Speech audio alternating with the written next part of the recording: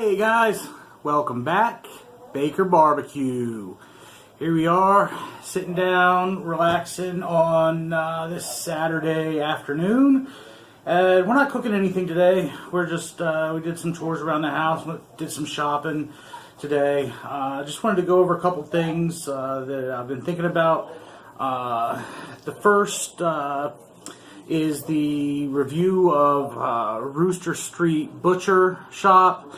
I told you guys about a week ago or so on the Baker Barbecue Facebook page that I was going to go check them out, see what they're all about. I heard about them at Eggfest at New Holland Barbecue Supply a few weeks ago, and wanted to check them out. They're supposedly a new butcher. They've got a little eatery, a little cafe right in their shop as well, and I thought it sounded pretty cool, so I wanted to check it out.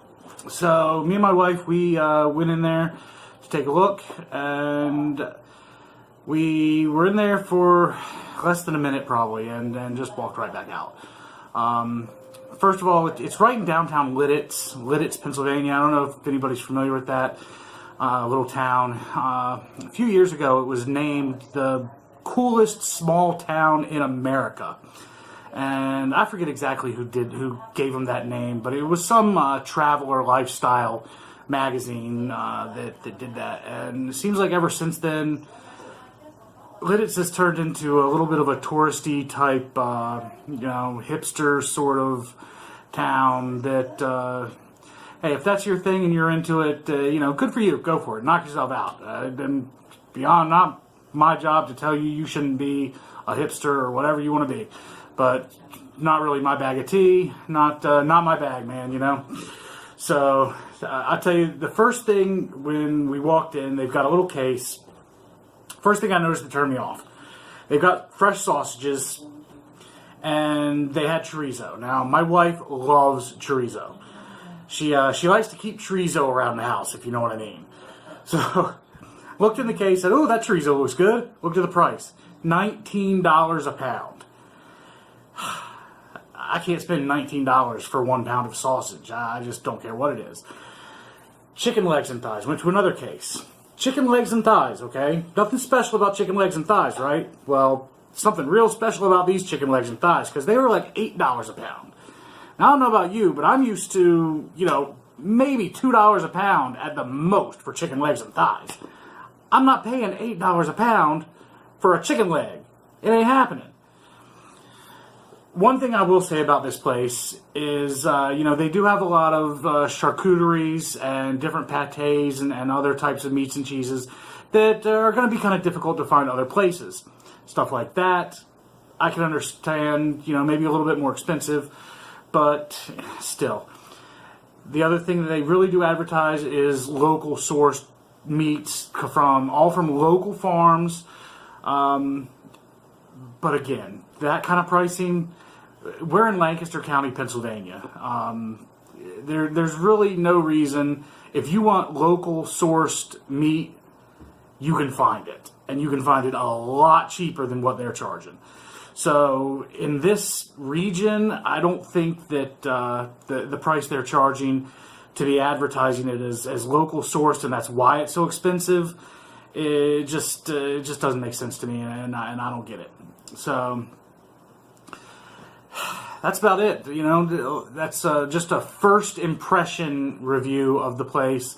Like I said, we were in and out in, under 2 minutes. I said a minute, but realistically it was probably about 2 or 3 minutes. We looked in the cases for a few minutes.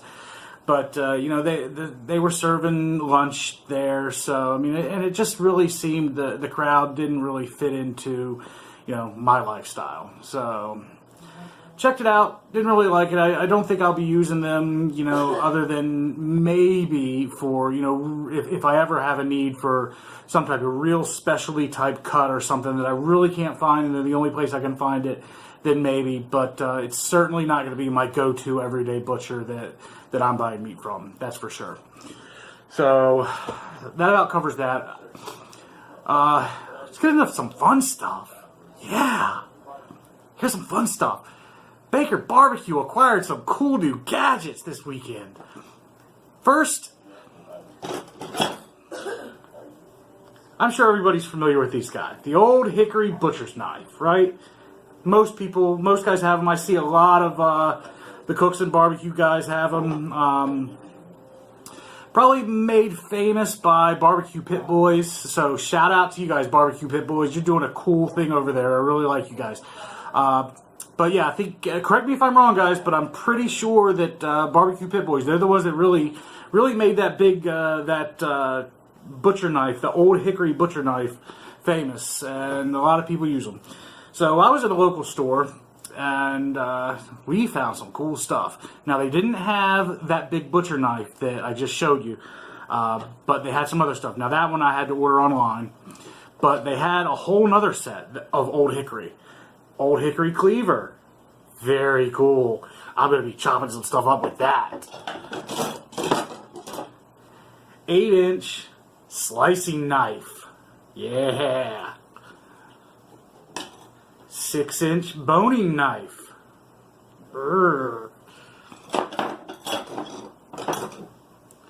4-inch paring knife. See, look at it, it's so cute. It's a little paring knife. And even better, 3¼ inch paring knife. Ooh, for even smaller cutting jobs and paring jobs and, you know, whatever else you want to do with a tiny little knife like that. These things are cool. I'm happy with them. I love them. Great price on these guys. Ridiculously good find. I am really thrilled with finding the set and being able to, you know, have that whole set of knives in Old Hickory. That high carbon steel that they use holds an edge really well. You know, one thing I have found, and I'm sure anybody that already has these knives knows, anybody that doesn't, if you want to get some, pay attention. These things rust and stain very easily. I mean, I made the mistake of leaving one out on the table I just used, and I left it out for only maybe a half an hour on the counter without washing it and drying it. And it had already started to rust and already started to stain. You know, with the real fine steel wool and you know, some elbow grease, I was able to get it off, thank goodness. But you really got to be careful. So if you got these, or if you're gonna get them, there's your warning. Take care of those knives. Other than that, I'm really happy with them. I like them a lot. I've used them quite a bit already in just the less than a week that I've had them, and I like them. So I recommend that. The other thing, we got a KitchenAid mixer. I've never had one of these things before. Apparently, they're really expensive, my wife tells me. And they're just like the best thing in the world for mixing and making stuff that you want to mix with. So I actually found one online on a local yard sale site on Facebook that actually ended up being less than 2 blocks from my house. Lady was moving and wanted to get rid of it for $25, so I rushed over there and picked it up. Here, I'll show you that. KitchenAid mixer. Oh, hey, yeah, look. Yeah, you like my tripod? I'm high tech over here. See, I just placed my camera right there, lean it up against the water bottle. It's perfect. Works so good. High tech maker barbecue right here. Okay, back to the mixer. Yeah, check this thing out. This is cool, man. This is a really old one too. She's had this for a long time. She said the only reason they were getting rid of it is because they were moving. Came with 3 attachments: the mixer, the whisk, the bread hook, the bowl, everything. Looks really good. So I got another cool attachment with that, and I'm going to show you that in just a second. Hold on. Here we are. The cool thing that we got. Check this out. It's a little meat grinder. Attaches right to the mixer. I got all sorts of cool things I think we can do with both these things. Now, obviously, with the mixer, you know, just as a household appliance, it's really cool. My wife can make me delicious cakes now, and lots of them. And I can make her stuff like homemade buns for freshly ground cheeseburgers. So we got all sorts of cool stuff we can do with this. Yeah, I'm going to show you how this works. I don't know if you guys are familiar with this this KitchenAid mixer or the meat grinder attachment that goes with it, but it's actually pretty neat. I didn't even know that these mixers had this feature that you could do this with them. but I'm pretty happy. I like it. So here, let me hook this thing up. I'll show you guys. All right, so see right here at the front of the mixer, it's got this tab you just pull out. It's got a little set screw in there. I already unscrewed that. And then the meat grinder just pops right in there. Somehow or another. So, let's see. Oh, there we go. There it is. So there, it just pops on there just like that. You put your set screw, back in there to hold it on, and then you just turn that bad boy on. And obviously, everybody knows how a meat grinder works, but look at that, attached right to the mixer. That is a cool little deal, I think so. I got all sorts of things I'm going to do with that. All right, hold on. So I've already got things running through my head of different ideas and recipes that I want to try to create using some fresh ground meat. I think it's a neat idea to obviously use fresh anything you can grind yourself or make yourself. Is always cool. It's always a good idea. It always seems to taste better. Maybe it's better for you, maybe it's not. But anytime we can do something like that, I just think it's cool. So that's what we're doing. And well, I guess that about wraps it up. I don't have anything else cool to show you guys. No. Oh, well, yeah. Here, look, Baker Barbecue hat. Yeah, see that? Yeah, showed you that in the last couple of videos. You see me wear it. It's just cool. I like it. So, yeah, I'm going to wrap this up. Don't have anything else to go over or show you. So, like I said, no cooking this weekend. Taking it easy. But next weekend, we'll be back full force. I have some family coming up to visit next weekend, so we're going to be cooking good.